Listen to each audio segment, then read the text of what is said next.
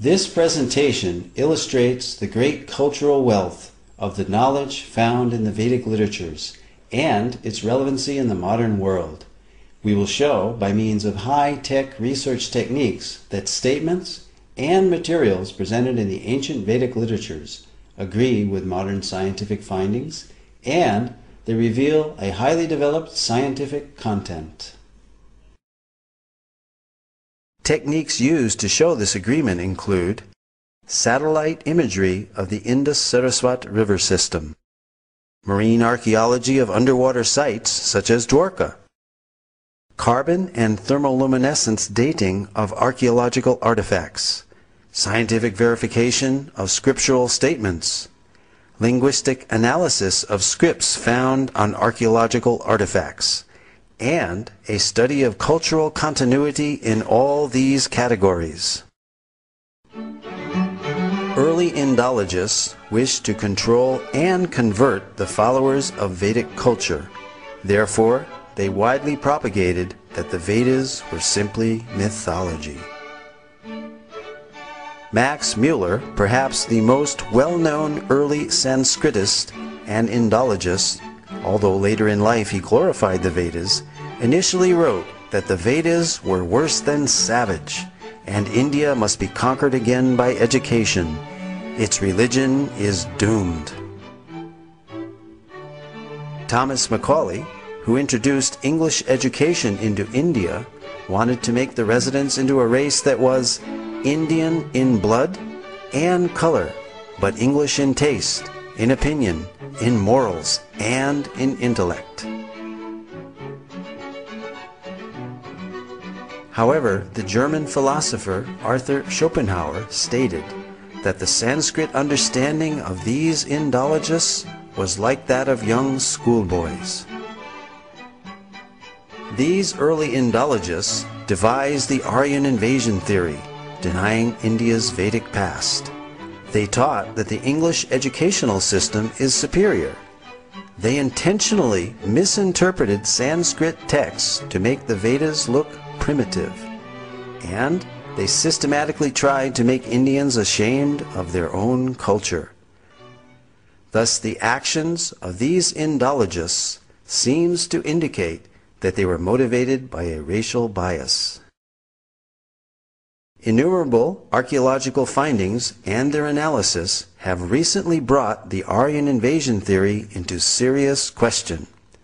This theory is still taught as fact in many educational systems despite much contrary evidence. The Aryan invasion theory is that the Vedic Aryans entered India between 1500 and 1200 BCE. They conquered the native Dravidian culture by virtue of their superiority due to their horses and iron weapons. They imported the Vedic culture and its literatures. This Aryan invasion theory, however, deprives the inhabitants of India of their Vedic heritage. The wealth of their culture came from foreign soil. The Aryan invasion theory raises an interesting dilemma called Frawley's paradox. On the one hand, we have the vast Vedic literature without any archaeological finds associated with them. And on the other hand, we have 2,500 archaeological sites from the Indus-Saraswat civilization without any literature associated with them. A preponderance of contemporary evidence now seems to indicate that these are one and the same cultures. This certainly eliminates this paradox and makes perfect sense to an unbiased researcher. Facts which cast serious doubt on the Aryan invasion theory are: there is no evidence of an Aryan homeland outside of India mentioned anywhere in the Vedas. On the contrary, the Vedas speak of the mighty Saraswati River and other places indigenous to India. To date, no evidence for a foreign intrusion has been found, neither archaeological, linguistic, cultural, nor genetic. There are more than 2,500 archaeological sites, two-thirds of which are along the recently discovered dried-up Saraswati River bed. These sites show a cultural continuity with the Vedic literature from the early Harappan civilization up to the present-day India. Several independent studies of the drying up of the Saraswati riverbed all indicate the same time period of 1900 BCE. The significance of establishing this date for the drying up of the Saraswati River is that it pushes the date for the composition of the Rig Veda back to approximately 3000 BCE as enunciated by the Vedic literature itself. The late dating of the Vedic literatures by Indologists is based on speculated dates of 1500 BCE for the Aryan invasion and 1200 BCE for the Rig Veda, both now disproved by scientific evidence.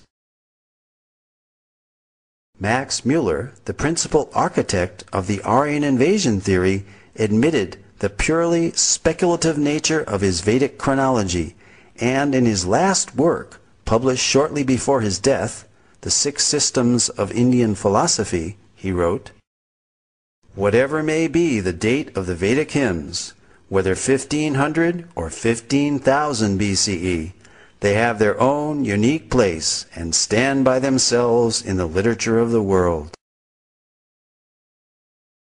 It can be scientifically proven that the Vedic culture is indigenous through archaeology, the study of cultural continuity, by linguistic analysis, and genetic research. For example, the language and symbolism found on the Harappan seals are very Vedic. We find on these seals the Om symbol, the leaf of the Asvata or holy banyan tree, as well as the swastika or sign of auspiciousness, mentioned throughout the Vedas. Om is mentioned in the Mundaka and Katha Upanishads, as well as the Bhagavad Gita. The holy Ashvata tree is mentioned in the Aitareya and Satapatha Brahmanas, as well as the Taittiriya Samhita and Katyayana Smriti. The pictorial script of these Harappan seals has been deciphered as consistently Vedic and termed Proto-Brahmi as a pre-Sanskrit script. High-resolution satellite images have verified descriptions in the Rig Veda of the descent of the ancient Saraswati River from its source in the Himalayas to the Arabian Sea. Pure in her course from the mountains to the ocean, alone of streams, Saraswati hath listened. The mighty Saraswati River and its civilization are referred to in the Rig Veda more than 50 times, proving that the drying up of the Saraswati River was subsequent to the origin of the Rig Veda, pushing this date of origin further back into antiquity, casting further doubt on the imaginary date for the so-called Aryan invasion. This satellite image clearly shows the Indus-Saraswati river system extending from the Himalayas to the Arabian Sea. Here, the Indus River is on the left, outlined in blue, while the Saraswati River basin is outlined in green. The black dots are the many archaeological sites or previous settlements along the banks of the now dry Saraswati River. The drying up of the Saraswati River around 1900 BCE is confirmed archaeologically.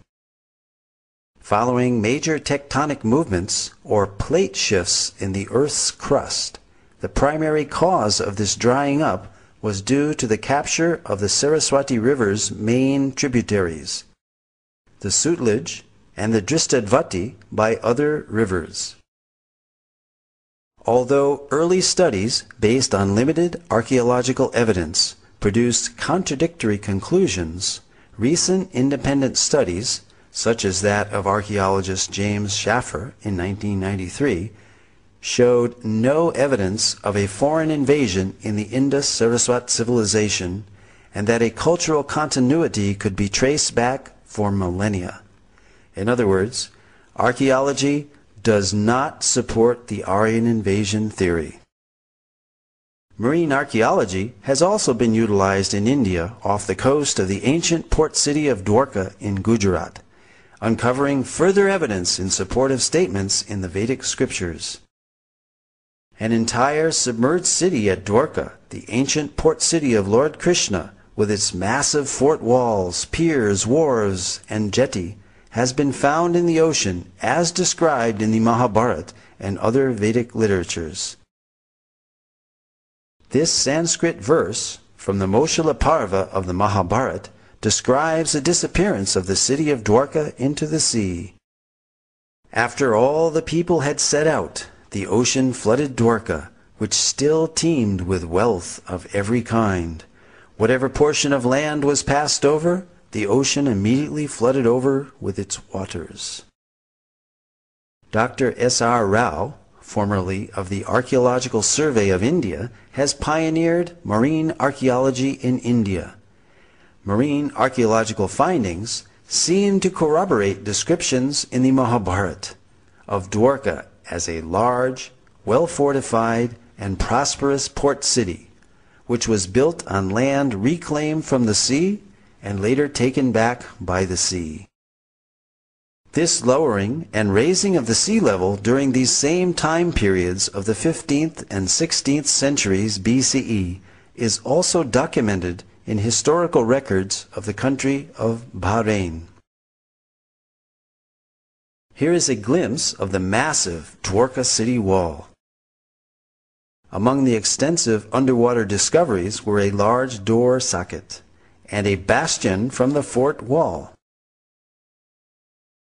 2 rock-cut slipways of varying width extending from the beach to the intertidal zone, a natural harbor, as well as a number of olden stone ship anchors were discovered, attesting to Dwarka being an ancient port city.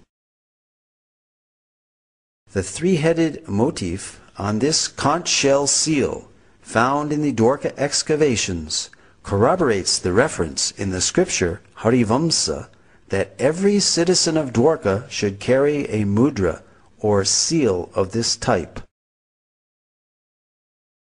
All these underwater excavations add further credibility to the validity of the historical statements found in the Vedic literatures.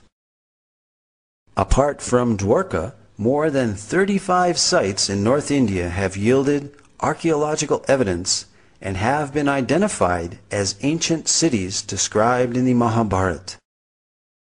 Copper utensils, iron, seals, gold, and silver ornaments, terracotta discs, and painted grayware pottery have all been found in these sites.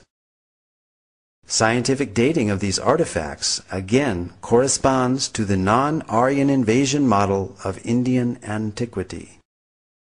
Furthermore, the Matsya and Vayu Puranas describe great flooding which destroyed the capital city of Hastinapur, forcing its inhabitants to relocate in Kaushambi.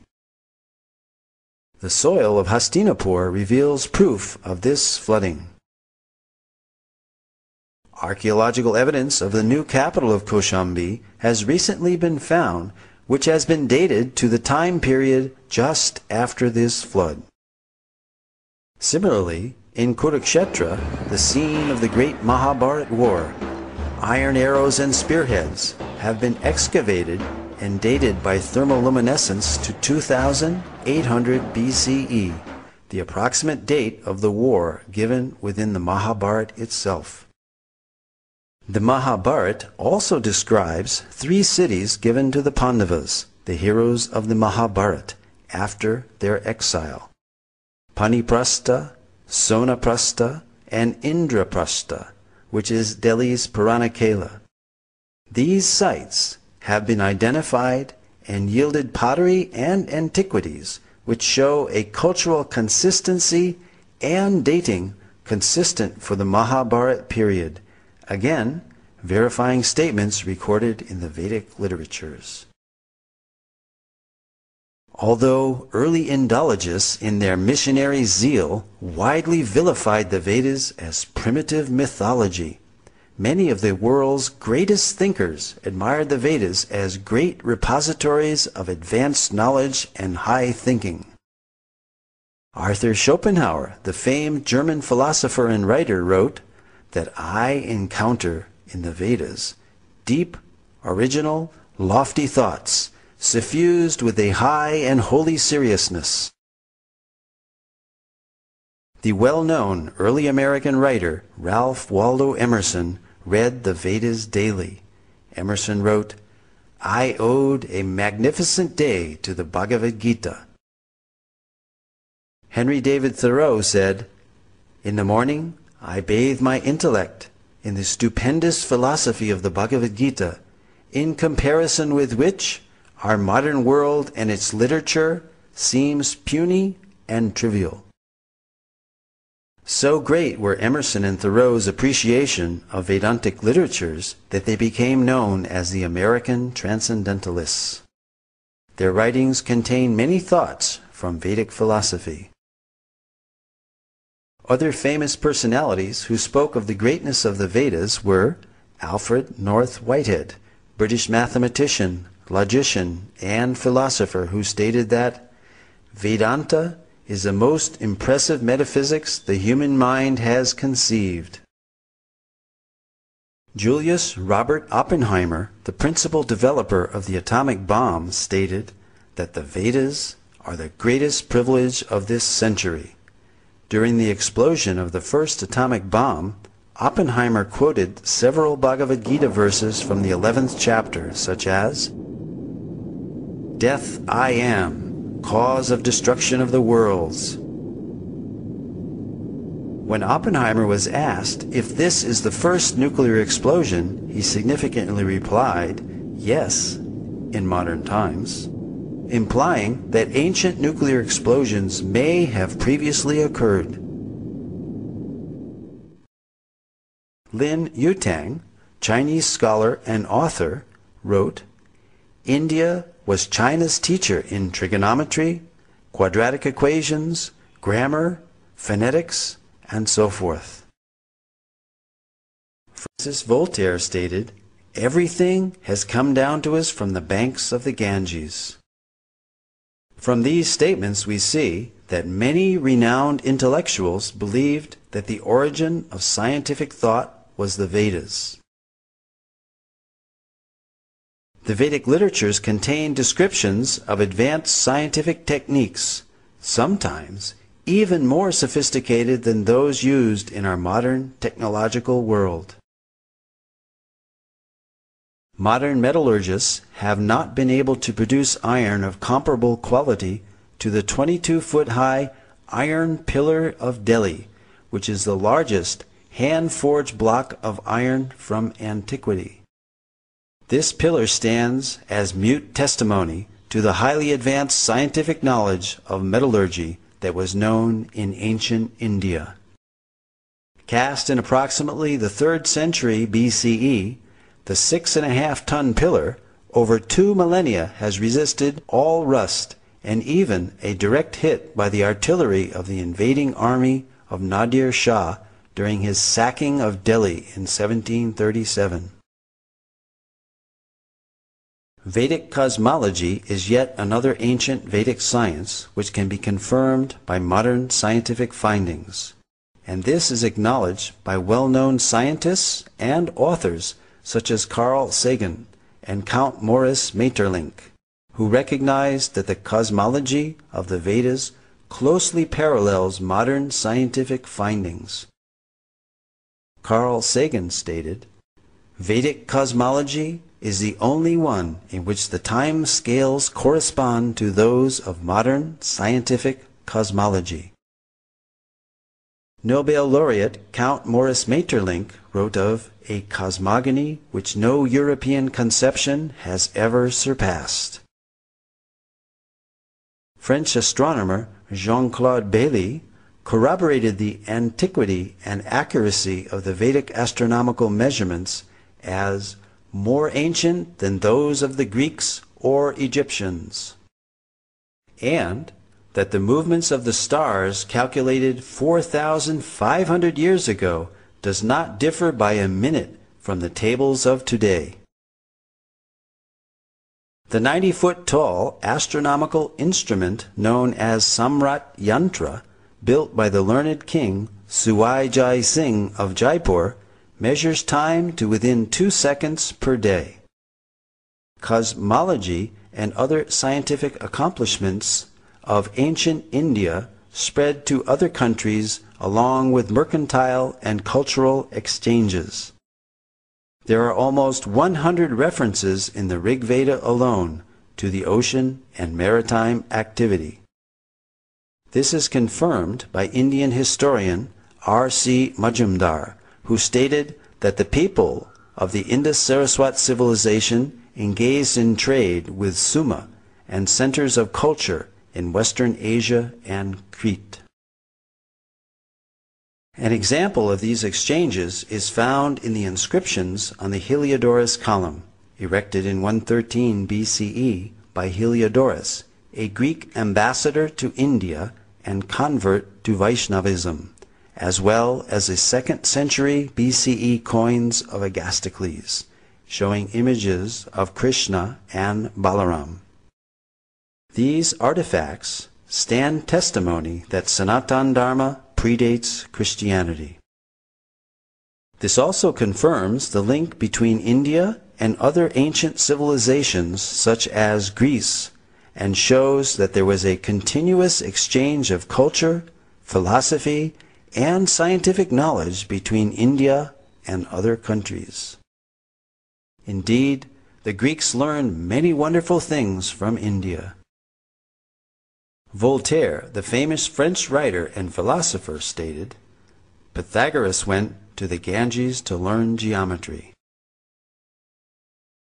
Abraham Seidenberg, author of the authoritative History of Mathematics, credits the Sulba Sutras as inspiring all mathematics of the ancient world, from Babylonia to Egypt to Greece. As Voltaire and Seidenberg have stated, many highly significant mathematical concepts have come from the Vedic culture, such as the theorem bearing the name of the Greek mathematician Pythagoras is found in the Shatapatha Brahmana, as well as the Sulba Sutra, the Indian mathematical treatise written centuries before Pythagoras was born. The decimal system, based on powers of 10, where the remainder is carried over to the next column, first mentioned in the Taittiriya Samhita of the Black Yajurveda. The introduction of 0 as both a numerical value and a place marker. The concept of infinity. The binary number system, essential for computers, was used in Vedic verse meters. A hashing technique similar to that used by modern search algorithms such as Google's was used in South Indian musicology. From the name of a raga, one can determine the notes of the raga from this Katapayadi system. The Vedas, however, are not as well known for presenting historical and scientific knowledge as they are for expounding subtle sciences such as the power of mantras. We all recognize the power of sound itself by its effects, which can be quite dramatic. Here, a high-pitched frequency shatters a drinking glass. So, we can easily understand that loud sounds can produce substantial reactions. It is commonly believed that mantras can carry hidden power, which can in turn produce profound effects. The ancient Vedic literatures are full of descriptions of weapons being called by mantra. For example, many weapons were invoked by mantra during the epic Kurukshetra war, wherein the Bhagavad Gita itself was spoken. The ancient deployment of Brahmastra weapons equivalent to modern-day nuclear weapons, are described throughout the Vedic literatures. Additionally, mantras carry hidden spiritual power which can produce significant benefits when chanted properly. Indeed, the Vedas themselves are sound vibrations in literary form and carry a profound message. Spiritual disciplines recommend meditational practices such as silent meditation, silent recitation of mantras, and also the verbal repetition of specific mantras out loud. A clinical test of the benefits of mantra chanting was performed on 3 groups of 62 subjects, males and females of average age 25. They chanted the Hare Krishna Maha Mantra 25 minutes each day under strict clinical supervision. Results showed that regular chanting of the Hare Krishna Maha Mantra reduces stress and depression and helps reduce bad habits and addictions. These results formed a PhD thesis at Florida State University. Spiritual practitioners claim many benefits from mantra meditation, such as increased realization of spiritual wisdom, inner peace, and a strong communion with God and the spiritual realm. These effects may be experienced by following the designated spiritual path. Most of the evidence given in this presentation is for the apara vidya, or material knowledge of the Vedic literatures. The Vedas, however, are more renowned for their paravidya, or spiritual knowledge, and even superior is the realized knowledge of the Vedic rishis or saints, that which is beyond the objective knowledge of modern science, knowledge of the eternal realm of Sat Chit Ananda, eternality, blissfulness, and full knowledge. But that is another presentation. For further information, please visit our website, www.gosai.com.